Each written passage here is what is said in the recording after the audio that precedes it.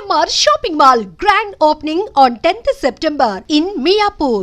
KG కిరాక్ boys కి అడిగారు ఎందుకు ఎలిమినేట్ అయిపోయావు రీజన్ ఏంటి తెలియదు నాకు. అడిగావా నేను అసలు తర్వాత కాంటాక్ట్ కూడా చేయలేదు. ఆ, ఆ. అంటే నాకు బాధేసింది, అగ్రిమెంట్ లో అదేం మెన్షన్ చేయలేదు, ఎలిమినేషన్స్ ఉంటాయి ఇవేం మెన్షన్ చేయలేదు. అండ్ ఫస్ట్ టైం ఎలిమినేషన్ ఉన్నప్పుడే షాక్ అయ్యా, అప్పుడు ఇద్దరిని చేసే. సెకండ్ టైం ఒకళ్ళనే చేశారు, ఇప్పుడు నన్ను తీసుకొచ్చి రీప్లేస్ చేశారు. అర్థం కాలేదు నాకు. ఏవో ఉంటాయా షోస్ లో ఉంటాయా రాజకీయాలు తెలీదా? నువ్వు చేయలేదా? నేను యాంకర్ ఇప్పుడు చెప్పు యాంకర్ ఇప్పుడు నార్మల్ గా నువ్వు కూడా సేమ్ ఛానల్స్ లో చేసావు కానీ నీకు తెలియదా ఏముంటాయి? నార్మల్ గా సేమ్ ఏమో తెలీదు, అంటే ఉంటాయా అంటే మనకు తెలీదు. జబర్దస్త్ గానీ అండ్ శ్రీదేవి డ్రామా కంపెనీలో కొన్ని రాజకీయాల వల్ల కొంతమంది వల్ల నువ్వు మళ్ళీ నీకు కొన్ని ఆఫర్లు దూరం అయ్యాయని అంటే యాక్సెప్ట్ చేస్తావా? తెలీదు,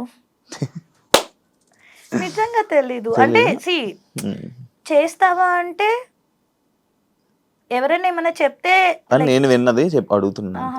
తెలీదు. నమ్ముతావా అంటే ఒకళ్ళు చెప్పడం వల్ల లేకపోతే ఒకళ్ళ వల్ల తీసేశారు అంటే ఆబ్వియస్ నేను అన్ని ఇయర్స్ చేశాను కదా, వాళ్ళతోనే ఉండే. నాకు చాలా సార్లు మూవీ ఆఫర్స్ వచ్చింది, అంటే మూవీ షూట్ ఉన్న రోజు కూడా నాకు జబర్దస్త్ గాని శ్రీదేవి గాని పిలుచుంటే నేను వాళ్ళకి మేనేజ్ చేసుకుని ఇటు వెళ్ళేదాన్ని, అంత ఇంపార్టెన్స్ ఇచ్చేదాన్ని. సో అంత ఇంపార్టెన్స్ ఇచ్చే అమ్మాయిని తీసేస్తారా అంటే అది వాళ్ళే.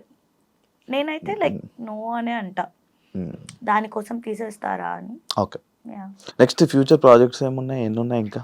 ఇప్పుడు ప్రెసెంట్ అయితే కామాఖ్య అనే ఒక మూవీ చేస్తున్నాను, మంచి రోల్. అండ్ ప్రైమ్ కి ఒక మూవీ రిలీజ్ అవుతుంది శోభితా గారితో, ఎంతవరకు ఉంటది అనేది తెలియదు. మొన్న దేవిక అండ్ డానీ చేశాను కానీ చాలా కట్ అయిపోయినాయి నా సీన్స్. సో అదే చెప్పలేము ఎప్పుడు ఏది జరిగింది. సో ప్రెసెంట్ అయితే ఈ మూవీ అండ్ వెబ్ సిరీస్ చేస్తున్నాను. And I'm planning something for my YouTube channel. Please do subscribe to మీ ఐషు ముచ్చట్లు. ఇది ఖచ్చితంగా ఉంచాలి, ఓకేనా? ముందు ఉంచుతాను, చెప్పలేకపోయా కదా, ఉంచుతా ప్లీజ్. ఎందుకు రోడ్ అవుతుంది కాదు, బిగ్ బాస్ ఆఫర్ వచ్చింది, లైక్ ఆఫర్ అంటే లైక్ కాల్స్ వచ్చాయి, ఇంటర్వ్యూస్ అయిపోయాయి. ఎందుకు ఏమైంది? వెళ్ళా ఇంటర్వ్యూకి వెళ్ళా, ఇంట్లోకి పిలవలా, పేరు కూడా వచ్చింది కదా, బాగా వచ్చింది, ఇంటర్వ్యూస్ అయ్యాయి, బట్ ఇంట్లోకి పిలవలేదు. I don't know. ఈ సీజన్ అయింది, ఈ సీజన్ లాస్ట్ సీజన్ ఈ సీజన్ ఇంటర్వ్యూ అవ్వాలి. ఇంట్రెస్టా వెళ్ళడం? మమ్మీ తమ్ముడికి చాలా ఇంట్రెస్ట్, అంటే వాళ్ళ కోసం నేను వెళ్ళాలనుకుండే. వాళ్ళ కోసం నీకోసం? ఎందుకంటే వాళ్ళు చాలా, అంటే ఎన్ని షోస్ వచ్చినా ఏమొచ్చినా బిగ్ బాస్ వచ్చింది అంటే 24/7 లైవ్ వేస్తారు కదా, అది కూడా కూర్చొని చూస్తారు అనమాట, అంత ఇష్టం వాళ్ళకి. అండ్ వాళ్ళు ఎప్పుడు అనేవాళ్ళు, ఐషు ఎవరు అంటే ఎవరో తెలియని ఫేసెస్ కూడా వెళ్తున్నాయి, నీ ఫేస్ కొంచెమైనా తెలుసు కదా అందరికి జనాలకి, మరి నువ్వు స్టార్ అని చెప్పట్లా, అట్లీస్ట్ తెలుసు కదా, నిన్ను ఎందుకు పిలవట్లేదు అంటే తెలీదు మమ్మీ, తెలియలో అని చెప్తాం. బట్ వాళ్ళకి ఇష్టం నన్ను ఆ బిగ్ బాస్ స్టేజ్ మీద చూడాలి అని. And my mom loves Nagarjuna, so ఆయన పక్కన నన్ను చూడాలి, మాట్లాడాలి అని ఇష్టం. నా సీజనే మీ అమ్మగారు చూసారంటే అర్థమైపోయింది బిగ్ బాస్ బాగా చూస్తారని. చాలా నేను కూడా తెలియదు ఓటీటీ అప్పుడు. అవును, అసలు చాలా ఇష్టం వాళ్ళకి బిగ్ బాస్ అంటే. ఇంకా నేను అంటే లిటరల్లీ చెప్తాం కదా మమ్మీ డ్రీమ్స్ తీర్చాలి అని, ఆబ్వియస్లీ ఇది కూడా మా మమ్మీకి ఒక డ్రీమ్ లాంటిది, అదేంటో తెలియదు. షీ ఆల్వేస్ ఆస్క్ మీ ఎలా ఏంటి అని. ఇప్పుడు జబర్దస్త్ మొత్తం టీమ్ ఈటీవీ మొత్తం నీతో ఉన్నారా, టచ్ లో ఉన్నారా? యాక్టర్స్ ఎప్పుడు ఉంటారు, ఎవరింట్లో ఏమైనా ఫంక్షన్స్ అయినా అందరూ పిలుస్తారు, మంచి ఫ్యామిలీలో ఉంటాం. నీ గురించి నువ్వు ఒక 3 words లో డిస్క్రైబ్ చేసుకుంటే ఏం చేసుకుంటావు? Independent, strong, beautiful. 3 ఉన్నాయి, లాస్ట్ ఓకే, బ్యూటిఫుల్. రాత్రిలో నిద్రపోయే ముందు ఏం చేస్తావు? సిరీస్ చూస్తా. కొరియన్ చూస్తా. అండ్ ఈ మధ్య నేను స్పానిష్ సిరీస్ ఎక్కువ చూస్తుండే. ఏం అర్థం అవుతాయి నీకు? సబ్ టైటిల్స్ ఉంటాయి కదా, చదువుకున్నాం కదా, కింద సబ్ టైటిల్ చూసి మొహాలు వెళ్ళిపోతాయి కదా. అది నీకు ప్రాక్టీస్ అయ్యే కొద్దీ నువ్వు మొహం చూసి వెంటనే చూసేస్తావు నువ్వు. కళ్ళు రావా? ఏం రావు. అందుకనే నువ్వు అడిగేవు కదా క్లాసెస్, అది సైడ్ క్లాసెస్ కదా, కంప్యూటర్ క్లాసెస్, కళ్ళు నొప్పులు రాకుండా. ఒక సీక్రెట్ చెప్పు ఎవరికి తెలియంది నీ గురించి. సీరియస్ అంటే ఏం లేవు కానీ ఫన్నీగా అంటే అది సీరియస్ ఫన్నీగా కాదు కానీ చిన్నప్పుడు ఏమయ్యేదంటే మా ఇంట్లో పాకెట్ మనీ ఇస్తారు కదా, సో పాకెట్ మమ్మీ దగ్గర తీసుకునేదాన్ని, డాడీ దగ్గర తీసుకునేదాన్ని, అమ్మమ్మ తాతయ్య కూడా ఇచ్చేవాళ్ళు, వాళ్ళు కూడా ఎదురుగుండా హౌస్ లోనే ఉండేవాళ్ళు. ఆ దగ్గర తీసుకున్నాక కూడా మా అమ్మమ్మ బియ్యం డబ్బాల్లో షుగర్ డబ్బాల్లో కొంచెం అమౌంట్ పెట్టేది, అవి కూడా తీసుకునేదాన్ని, దొబ్బేసేదాన్ని తెలియకుండా. వెళ్ళి పెన్సిల్ బాక్స్ వేసుకొని నాకు నా ఫ్రెండ్స్ కి నేనే కొనేదాన్ని. నేను అంటే చూసాను బట్టలు అవన్నీ. ఎందుకు ఖర్చు పెడతావు నార్మల్గా? ఎందుకు అంటే నాకు ఫస్ట్ నుంచి నన్ను నేను బాగా చూపించుకుంటే నాకు ఇంకా ఎక్కువ ఆపర్చునిటీస్ వస్తాయి అనేది అది నాకు బిల్డ్ అయింది. సో అందుకని ఎక్కువ కొంటూ. ఎంత ఖర్చు పెడతావు నార్మల్గా బట్టలకి?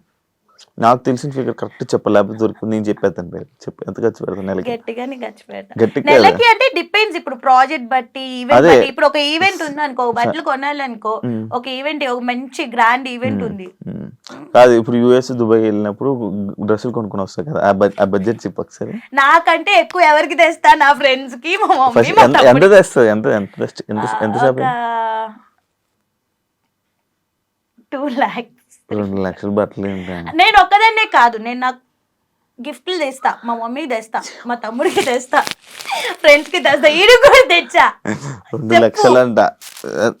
అదే కష్టపడుతున్నాను ఇప్పుడు, కష్టపడి ఇది వరకు నా దగ్గర లేవు, లేనప్పుడు లేనట్టే ఉన్నప్పుడు I want gift my friends. నేను అరే యుఎస్ పోయా, వాళ్ళకి గుర్తుగా ఏదో ఒక మెమరీ, వాళ్ళు గుర్తుంచుకుంటా లేదు తెలియదు కానీ, బట్ స్టిల్ అలా. నీతో ఫోటో దిగుతున్నప్పుడు నీ అభిమానులు కానీ వచ్చి నీతో ఫోటో దిగుతున్నప్పుడు నీ ఫీల్ ఏంటి? చాలా బాగా అనిపిస్తుంది నాకు. అంటే ఇంత కష్టపడింది మర్చిపోతాం, చాలా హ్యాపీ అనిపిస్తుంది ఆ మూమెంట్ మాత్రం. ఆ రోజు మొత్తం ఇంకా నిద్ర అవసరంలే, తిండి అవసరంలే, హ్యాపీగా ఉంటాం. ఫేమ్ వచ్చిన తర్వాత నీ లైఫ్ లో వచ్చిన మేజర్ చేంజ్ ఏంటి? I bought house, flat. నీలో వచ్చిన చేంజెస్? స్ట్రెస్ పెరిగి థైరాయిడ్ వచ్చి లావయ్యా. నిజాలే ఓపెన్ గా మాట్లాడతా కాబట్టి అది నిజం. ఎప్పుడు హెల్త్ బాగోదు కదా నీకు? ఎందుకు అంటే కుదురుగా ఒక చోటు ఉన్నాం, తిరుగుతా, ఫుడ్ చేసి పెట్టే వాళ్ళు ఎవరు ఉండరు. మమ్మీ తమ్ముడు విజయవాడలో ఉండేవాళ్ళు, ఇప్పుడు ఫ్లాట్ తీసుకున్నాక హైదరాబాద్ వచ్చారు కానీ ముందు వరకు విజయవాడలో ఉండేవాళ్ళు. స్విగ్గీ ఫుడ్, అది కాకుండా మనం ఒక మంత్ ఒకే, ఇప్పుడు ఇండియాలో ఉన్నాను అనుకో, 1 month లో ఇండియాలో నుంచి మళ్ళీ యుఎస్ వెళ్తా, అక్కడ క్లైమేట్ మారుతుంది, టైమింగ్స్ మారుతుంది. ఇప్పుడు 2 months బిఫోర్ 1 month లో ఐ వెంట్ టు పుకెట్, అక్కడ డిఫరెంట్ క్లైమేట్, డిఫరెంట్ టైమింగ్స్. అదే మంత్ లో దుబాయ్ వెళ్ళా, డిఫరెంట్ క్లైమేట్, డిఫరెంట్ ఫుడ్, అంత లైఫ్ స్టైల్ అదే మంత్ లో యుఎస్ వెళ్ళా.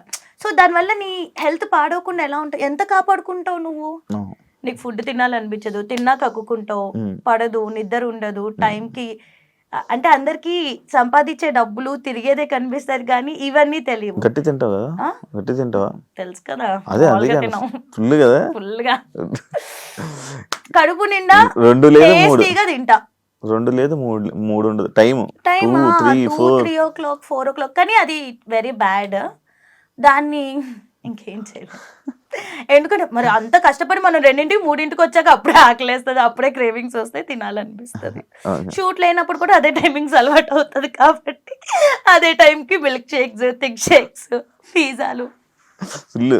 ఇంట్లో ఎవరు ఉండరు కదా, ఇప్పుడు మా అమ్మ ఉంది అనుకో, ఈ టైంలో ఇది తినొద్దు అది తినొద్దు అని చెప్పేవాళ్ళు ఉంటారు. ఉండేది రూమ్మేట్స్ తో, వాళ్ళు కూడా నాతో పడి కూర్చొని తింటారు, సేమ్ హ్యాపీ.